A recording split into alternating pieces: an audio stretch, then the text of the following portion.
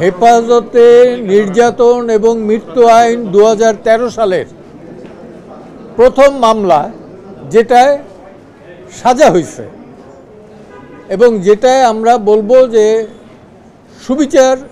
বিচার অন্তত পাইছে। রাষ্ট্রের কোনো কর্মকর্তা কর্মচারী ইনক্লুডিং ল এনফোর্সিং এজেন্সি যদি কারো হেফাজতে কাউকে নির্যাতন করা হয় এবং এই নির্যাতনের কারণে কারো মৃত্যু হয়, তাহলে তার শাস্তি হচ্ছে সর্বোচ্চ যাবজ্জীবন কারাদণ্ড, আর নির্যাতনের জন্য হচ্ছে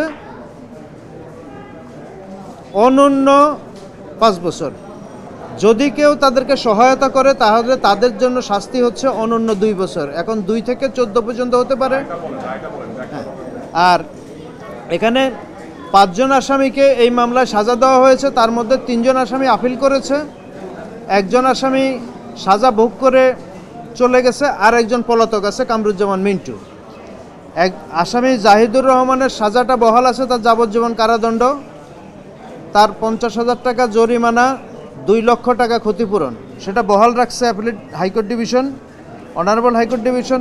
আরেকজন assistant sub inspector Rashedul Hasan, তাকে যাবজ্জীবন কারাদণ্ড পরিবর্তন করে তাকে 10 বছরের সশ্রম কারাদণ্ড, 50,000 টাকা জরিমানা এবং ভিকটিমদেরকে 25,000 টাকা ক্ষতিপূরণ দেওয়ার নির্দেশ দিয়েছেন। আরেকজন আসামি রাসেল, সে ল এনফোর্সিং এজেন্সির সদস্য না, সে ছিল সহযোগী, এই কারণে বিচারিক আদালত তাকে 7 বছরের সশ্রম কারাদণ্ড দিয়েছিল, যাকে হাইকোর্ট ডিভিশন খালাস দিয়েছে। আমরা আশা করব শিয়া বাটার ও ভিটামিন ই সমৃদ্ধ লিলি হালাল বিউটি সোপ, তারুণ্যময় উজ্জ্বল ত্বকের জন্য। এই মামলার রায়ের প্রেক্ষিতে ল এনফোর্সিং এজেন্সি এবং সরকারি কর্মকর্তা কর্মচারীরা তাদের জনগণের প্রতি সংযত আচরণ করবে। ধন্যবাদ আপনাদের। এই আইন সম্পর্কে আমার একটু কথা আছে। একজনের মৃত্যু হইলে পরে তার ক্ষতিপূরণ 25,000 টাকা, এটা হাস্যস্কর। তা আমি আপনাদের মাধ্যমে সরকারের কাছে আবেদন রাখবো, অনেক আইন তো সংশোধন করতেছেন, এইটা সংশোধন করিয়া সর্বোচ্চ অন্তত 25 লাখ টাকা বা 1 কোটি টাকা করেন। 2014 সালে পুলিশ কর্তৃক 4 জনকে অ্যারেস্ট করার পরবর্তীতে পল্লবী থানায় নিয়ে নির্যাতনের কারণে জনি নামে একজন মারা যায়। সেই ঘটনাকে কেন্দ্র করে নির্যাতন এবং হেফাজতে মৃত্যু নিবারণ আইনে বাংলাদেশে প্রথম একটি মামলা হয়। সে মামলা বিজ্ঞ ট্রায়াল কোর্ট বিচার শেষে 1 জন এসআইকে এবং 2 জন এএসআইকে ও 2 জন পুলিশের সোর্সকে সাজা প্রদান করেন।